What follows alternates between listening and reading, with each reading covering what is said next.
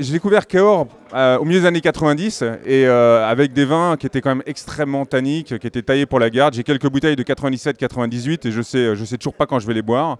Et en fait, ce qui m'a vraiment marqué sur ces 2 derniers jours, c'est le chemin parcouru en 20 ans par l'appellation, avec des vins effectivement encore un peu à l'ancienne, mais surtout une diversité de styles chez les principaux ténors aujourd'hui de Cahors, avec des vins qui partent dans tous les sens, avec des vins qui sont extrêmement digestes, des qualités de tanin qui ont extrêmement progressé. Et en fait, on se retrouve à avoir aujourd'hui pas un Cahors, mais une grande variété, des terroirs qui sont de plus en plus marqués et des styles qui s'affirment. Le grand changement pour moi à Cahors, c'est l'introduction d'une gamme haut de gamme de vins.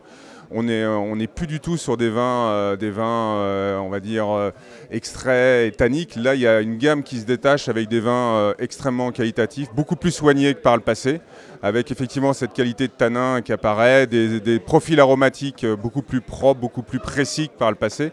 Et c'est effectivement l'élargissement d'une gamme entre des vins qui a quelques euros jusqu'à des vins à quelques dizaines d'euros qui est la grande révolution pour moi à Cahors, et avec certains domaines qui maintenant se positionnent sur du moyen de gamme et du haut de gamme et qui sont en train de trouver leur marché.